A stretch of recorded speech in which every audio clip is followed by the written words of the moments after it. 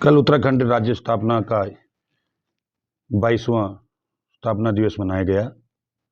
9 नवंबर 2000 को पृथक उत्तराखंड राज्य बना था। तो इसके साथ काफ़ी उम्मीदें जुड़ी थी, काफ़ी संभावनाएं जुड़ी थी और कई सपनों को लेके राज्य आंदोलनकारियों ने अपना बलिदान दिया था। तो कल शिक्षा विभाग से एक खबर आई, तो कई अन्य ब्रेकिंग हेडिंग के रूप में मीडिया में ये खबर छपी थी, शिक्षा विभाग में फिर हो गया तबादलों का खेल, शिक्षा मंत्री तक को नहीं भनक। देखिए, ये बहुत बड़ी गंभीर समस्या है और एक बहुत बड़ा गंभीर प्रश्न भी है। उत्तराखंड गैरसैंण राजधानी और ट्रांसफर एक्ट दो ऐसे मुद्दे हैं जिनकी सारे सरकारें, राजनीतिक दल राजनीति कर रहे हैं और जनता के साथ धोखाधड़ी कर रहे हैं। ये साफ बात है। 2017 में ही ट्रांसफर एक्ट को उसी गैरसैंण सत्र में इस सरकार ने पारित कराया था, लेकिन इसी सरकार ने उस एक्ट को हड़पने का काम कराया, उसी एक्ट को ठंडे बस्ते में डाल दिया है। आखिर ये एक्ट इतना खराब था, ये एक्ट सरकार की गले की अगर हड्डी बनी थी तो इस एक्ट को पास क्यों कराया था? और फिर गुप्त तरीके से जिनकी शासन में, प्रशासन में जिन कार्मिकों की पहुंच है, उनका बेमौसम कोरोना काल में भी धड़ल्ले से एडजस्टमेंट हुआ, तबादले हुए और उनको मनचाहे जगहों पर देहरादून में तैनाती दी गई।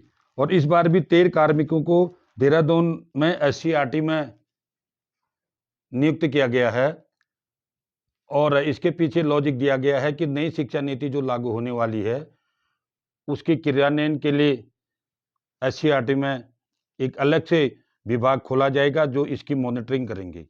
ये बहुत बड़ा खेल, और इसको शिक्षा मंत्री कह रहे हैं कि ये मेरे संज्ञान में नहीं था।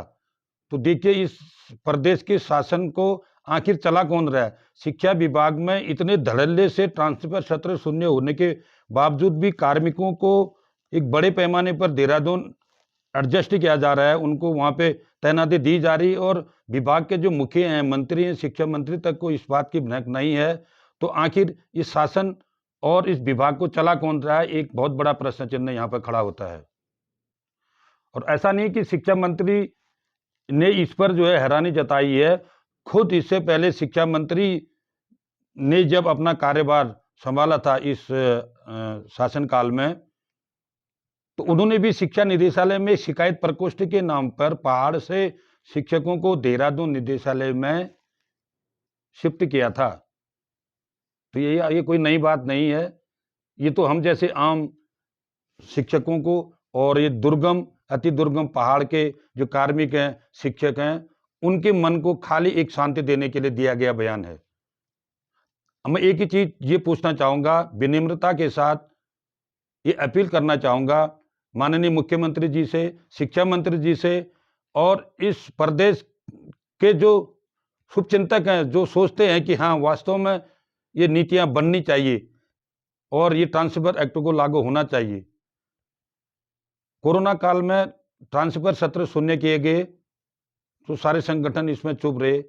ठीक है, कोरोना काल था, इसमें किसी भी प्रकार का दबाव नहीं बनाया जा सकता था। लेकिन अब जब कोरोना की सारी पाबंदियां खत्म कर दी गई हैं, अब आंगनबाड़ी केंद्र तक खुलने वाले हैं, शिक्षा महकमा सारा खुला हुआ है, मतलब सारी क्षमताएं के साथ हर चीज, हर संस्थाएं खुल चुके हैं, लेकिन सरकार सिर्फ एक ट्रांसफर एक्ट को लागू करने और ट्रांसफर सत्र जो शून्य किया था उसको पुनः बहाल करने की ओर बिल्कुल भी पहल नहीं कर रही। ये कौन सा बड़ा खेल है? आखिर ये ट्रांसफर एक्ट ये कौन सी बड़ी ऐसी चीज है कि सरकार रातों रात 5 रुपया 10 रुपया पेट्रोल की कीमतों के दाम घटा देती है, जो कि पहले असंभव प्रतीत हो रहा था।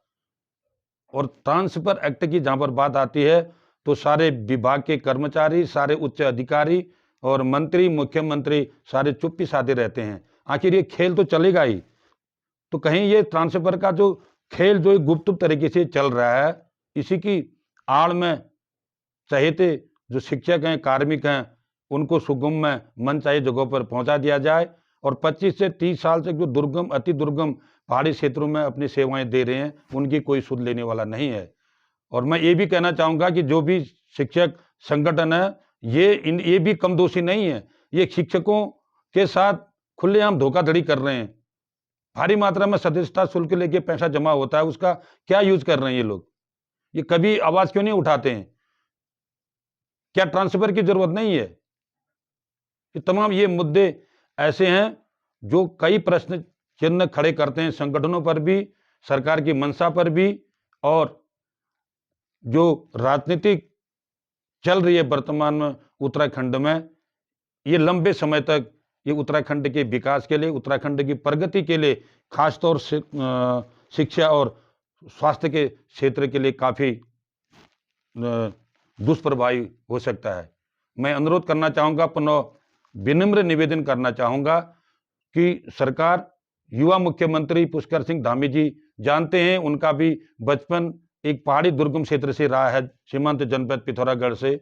वो समझें यहाँ के शिक्षकों के, कार्मिकों के दर्द को। एक जो ट्रांसफ़र एक्ट है, उसके अनुरूप जो है पारदर्शिता के साथ ट्रांसफ़र सत्र को बहाल किया जाए। ये सभी आम शिक्षकों की मंशा भी है और उनकी राय भी है और अनुरोध भी है। धन्यवाद।